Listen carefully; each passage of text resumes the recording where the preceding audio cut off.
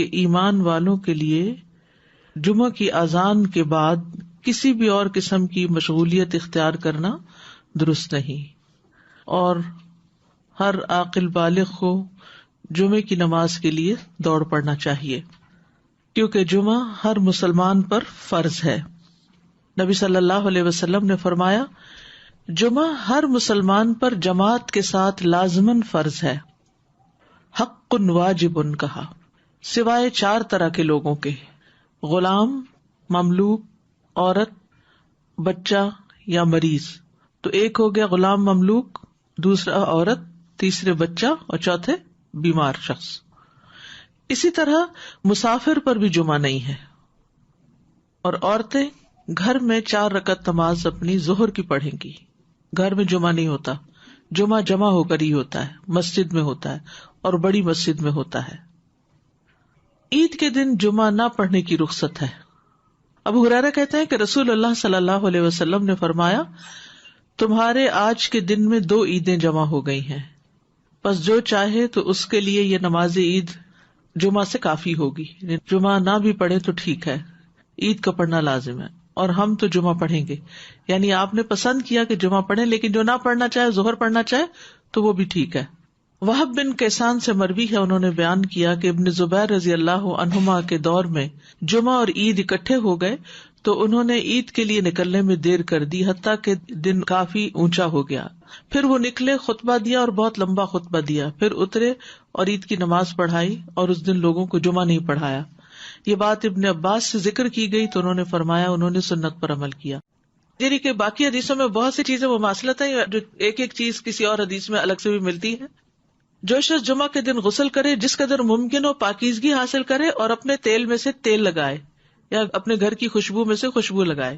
پھر اسی طرح مسجد کی طرف جلدی نکلنا چاہیے، کیونکہ جب امام نکل آتا ہے تو پھر اس کے بعد فرشتے نام لکھنے بند کر دیتے ہیں۔ پھر کثرت سے درود پڑھنا۔ رسول اللہ صلی اللہ علیہ وسلم نے فرمایا، جمعے کے دن اور جمعے کی رات کو، یعنی رات سے ہی شروع ہو جائے۔ کل کسی نے سوال کیا تھا کہ جمعے کی رات کا کوئی خاص عمل کیا ہے، تو وہ درود شریف پڑھنا ہے۔ تو جمعے کی رات کو کثرت سے مجھ پر درود پڑھا کرو، پس جو آدمی مجھ پر 1 دفعہ درود بھیجے گا، اللہ اس پر 10 رحمتیں نازل کرے گا۔ اوس بن اوس روایت کرتے ہیں کہ رسول اللہ صلی اللہ علیہ وسلم نے فرمایا، بے شک تمہارے افضل دنوں میں سے جمعے کا دن ہے۔ اسی دن آدم علیہ السلام پیدا کیے گئے، اسی دن ان کی روح قبض کی گئی، اسی دن سور پھونکا جائے گا، اسی دن لوگ بے ہوش ہوں گے، اس لیے اس دن مجھ پر کثرت سے درود بھیجا کرو، کیونکہ درود مجھ پر پیش کیا جاتا ہے۔ یعنی یہ ایک اسپیشل ڈے ہے، اور اس میں اسپیشل کرنے کا کام کیا ہے کہ رسول اللہ صلی اللہ علیہ وسلم کو درود کا تحفہ بھیجا جائے۔ پھر سورۃ الکہف پڑھنا۔ نبی صلی اللہ علیہ وسلم نے فرمایا، جو جمعہ کے دن، رات کی بات نہیں، دن کی بات، من قرأ سورۃ الکہف فی یوم الجمعۃ، تو اس کے لیے دوسرے جمعے تک نور روشن رہتا ہے۔ اور پھر کیا کرو، وذروا البیع، خرید و فروخت چھوڑ دو، ذالکم خیر لکم، یہ تمہارے لیے زیادہ بہتر ہے، ان کنتم تعلمون، اگر تم علم رکھتے ہو، جانتے ہو۔ یعنی اللہ نے جمعے کی نماز کے وقت خرید و فروخت سے منع کر دیا، اور اس کو ان لوگوں پر حرام قرار دیا جن کو مخاطب کیا گیا کہ ان پہ جمعہ فرض ہے۔ یعنی یا ایھا الذین آمنوا سے شروع ہو کے اینڈ تک ایک کرنے کا کام بتایا گیا اور دوسرا چھوڑنے کا کام، اور وہ کیا ہے، پڑھنا فرض ہے، ایسے تجارت چھوڑنا فرض ہے۔ ٹھیک ہے، یعنی جب اذان ہو جائے تو خرید و فروخت ترک کر دو، اور اللہ کے ذکر یعنی نماز کے لیے جلدی کرو۔ یعنی اگر کوئی سودا طے بھی پا رہا ہے تو بس وہیں ٹھپ کر دو۔ آپ نے یہ ایکسپیرینس کیا ہوگا سعودی عرب میں کہ بعض اوقات یہ ہوتا ہے کہ صرف پیسے دینے والے رہ جاتے ہیں، آپ نے ساری چیز بھاؤ کر لیا، چیز لے لی، پیک کر لی، رکھ لی، اور ابھی پیسے دینے ادھر سے اذان ہوئی، وہ کہتے بس چھوڑ دو، چیز بھی چھوڑ دو، نہیں چاہیے پیسے، نکل پڑتے ہیں۔ یعنی جو بہت پرٹیکولر ہے، یعنی اس درجے کا حکم ہے کہ اس وقت کام چھوڑ دو، انسٹنٹ اسٹاپ۔ وذر البیع، یہ بھی فرض کے درجے میں ہے۔ تو اسی وجہ سے علماء کا اتفاق ہے کہ دوسری اذان کے بعد خرید و فروخت حرام ہے۔ اصل میں یہاں تو ہمارے ہاں مسجدوں میں ایک ہی اذان ہوتی ہے، لیکن جیسے اگر سعودی عرب میں آپ نے کبھی حرم میں جمعہ پڑھا ہو تو آپ نے دیکھا ہوگا کہ وہ ایک اذان ذرا آدھا گھنٹہ یا کچھ پہلے دے دیتے، وہ صرف ایک انفارم کرنے کے لیے کہ لوگ تیاری شروع کر دیں، لیکن جو ہی پھر امام بیٹھتا ہے اور اذان شروع ہوتی ہے تو اس کے بعد پھر کوئی خرید و فروخت نہیں، امیڈیٹ پہلے والی ہے۔ اس میں یہ کہ بعض علماء کا خیال ہے کہ یہ زوال کے بعد سے نماز جمعہ کے فارغ ہونے تک ہے، یعنی جو ہی سورج ڈھل جائے تو شروع ہو جاتا ہے خرید و فروخت بند. کچھ کہتے ہیں خطبے کی اذان سے نماز تک ہے. تو بہرحال جمعہ کے دن خرید و فروخت یعنی صبح میں کر سکتے ہیں، اس کے بعد بھی کر سکتے ہیں، لیکن اس پیریڈ میں نہیں کر سکتے. تو احتیاط یہی ہے کہ زوال کے بعد سے روک دیا جائے. بعض اوقات یہ ہوتا ہے کہ خرید و فروخت تو نہیں ہوتی لیکن جاب ہوتی ہے. بعض اوقات یہ ہے کہ کچھ لوگ یہ کرتے ہیں کہ اچھا ابھی تو اذان ہی ہوئی ہوگی، ابھی تو خطبہ چل رہا ہوگا، ہم نماز میں جا کے شامل ہو جائیں گے. تو نہیں، اذان کا وقت جو ہے وہ جمعہ شروع ہونے کا وقت ہے، اس میں پھر باقی کام چھوڑ دینے چاہیے. الا یہ کہ انسان پارک کر رہا ہے یا رش ہے یا راستے میں کوئی رکاوٹ آ گئی ہے، وہ الگ بات ہے. ذالکم خیر لکم ان کنتم تعلمون، یہ تمہارے حق میں بہتر ہے، یعنی خرید و فروخت چھوڑنا بہتر ہے اگر تم جانتے ہو. یعنی نماز پڑھنا زیادہ بہتر عمل ہے. اور اس لیے کہ اگر تم نے وقت پہ نماز نہ پڑھی وہ تو فوت ہو جائے گی، لیکن اگر تم نے تجارت چھوڑ دی اس وقت تو وہ تو بعد میں بھی ہو سکتی ہے، اس کا کوئی وقت مقرر تو نہیں ہے، وہ تو کسی وقت بھی ہو سکتی ہے. ایک تو یہ استاذہ جی کہ سورۃ الکہف کے بھی جیسے آپ نے بتایا، تو سورۃ الکہف کے لیے بھی کیا کچھ وقت مقید ہے؟ کچھ لوگ اس کو کہتے ہیں کہ it has to be before عصر. نہیں، مغرب سے پہلے تک پورا دن کا پورا دن، درود کے لیے بھی پورا دن. ٹھیک ہے، مغرب پہ وہ دن کا اختتام ہوتا ہے. ٹھیک ہے. ہے. اور دوسرا یہ جو جمعے کی بات آئی کہ وزر البیع، اب فار انسٹنس اب ڈپینڈ کرتا ہے نا، نیت والی بات ہے کہ اگر آپ نے جمعہ اٹینڈ کرنے کی نیت کی ہوئی ہے تو پھر آپ کا ہوگا. اب جیسے فار انسٹنس ہم یہاں ہوتے ہیں اور اگر کسی وقت ہم عورتوں پر تو فرض ہی نہیں ہے نا جی، لیکن اگر ارادہ کیا ہوا ہے تو پھر اس وقت انسان سب چھوڑ کے چلا جائے. ٹھیک، جزاک اللہ خیر. ایک یہ سوال ہے کہ جب ہم فرائیڈے کی مارننگ اور نائٹ کہتے ہیں تو کیا وہ نائٹ جمعرات کی مغرب کے بعد شروع ہوتی ہے؟ جی صحیح.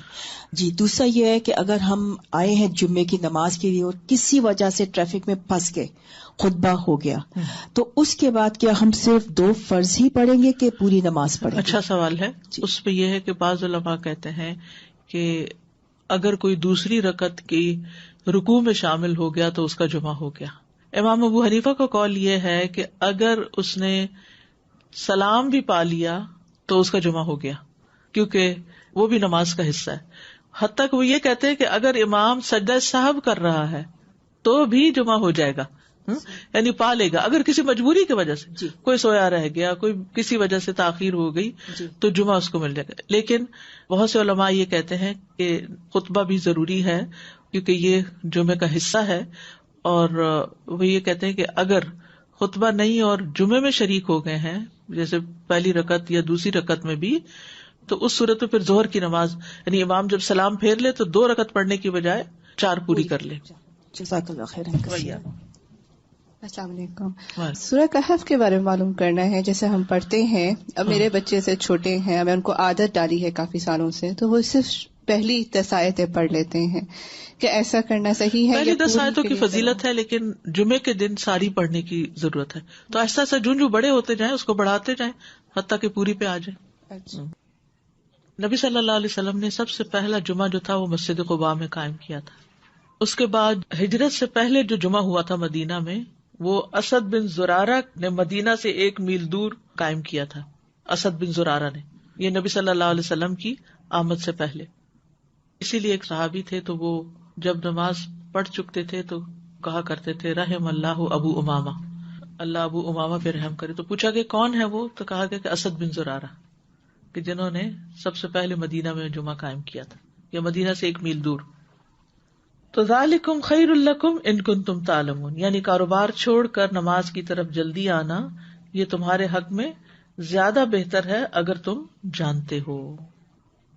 اہل ایمان کی صفت یہ بیان کی گئی ہے کہ جب ان کو اللہ کی طرف بلایا جاتا ہے، عبادت کی طرف بلایا جاتا ہے، تو پھر کوئی چیز انہیں مشغول نہیں کرتی اپنے اندر.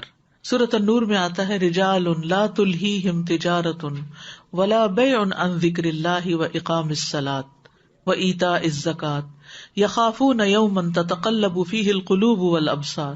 وہ مرد جنہیں اللہ کے ذکر سے اور نماز قائم کرنے اور زکوٰۃ دینے سے نہ کوئی تجارت غافل کرتی ہے نہ کوئی خرید و فروخت.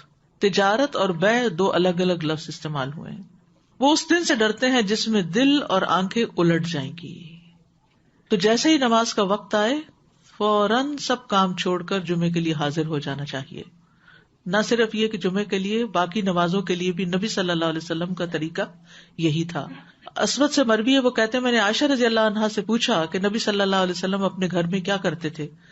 انہوں نے کہا آپ اپنے گھر کے کام کاج یعنی گھر والوں کی خدمت میں ہوتے تھے. جب نماز کا وقت ہوتا تو سب کچھ چھوڑ کر مسجد چلے جاتے تھے، کام چھوڑ دیتے تھے. تو بات یہ ہے کہ انسان بیک وقت دو تقاضوں کے بیچ میں ہوتا ہے، دو چیزوں کے بیچ میں. ایک طرف اس کی دنیا ہوتی ہے، ایک طرف اس کا دین ہوتا ہے. بہت سے لوگ یا صرف دنیا کے ہو جاتے ہیں یا صرف دین کے ہو جاتے ہیں، جبکہ ان دونوں میں بیلنس قائم کرنا ضروری ہوتا ہے. اور یہ پرفیکٹ بیلنس سورۃ الجمعہ میں نظر آتا ہے کہ یہاں پر نماز کے لیے بلایا گیا، حاضر ہو جاؤ. اور پھر اگلی آیت میں فرمایا فَإِذَا قُضِيَتِ الصَّلَاةُ فَانتَشِرُوا فِي الْأَرْضِ. نماز پڑھ لی، عبادت ہو گئی، اجتماعیت ہو گئی، اب زمین میں پھیل جاؤ اور اللہ کا فضل تلاش کرو اور اللہ کا ذکر کثرت سے کرتے رہو تاکہ تم فلاح پاؤ. تو اس سے کیا پتہ چلتا ہے کہ دونوں چیزیں ضروری ہیں، دونوں ہی عبادت کی مختلف قسمیں ہیں. اس کے لیے تقسیم اوقات کی ضرورت ہے، ٹائم مینجمنٹ کی ضرورت ہے. کچھ وقت عبادت کے لیے اور کچھ وقت کام کاج کے لیے. جب اللہ سبحانہ وتعالیٰ اس سے عبادت کا تقاضا کرے تو وہ عبادت کے لیے دوڑ پڑے، اور جب اس کی ضروریات اس کو دنیا کی طرف بلائیں تو اپنے کام کاج اور معاش کی طرف دوڑ پڑے. اسی طرح جب دین کی خدمت کے لیے بلایا جائے، دین کے پڑھنے پڑھانے کا وقت ہو تو انسان اس کی طرف دوڑ پڑے. اور جب بچے اور شوہر اور گھر والے ہمارے محتاج ہوں کھانے پینے کی اور ضروریات پوری کرنے کے، تو ان ضروریات کو بھی عبادت سمجھ کر پورا کیا جائے.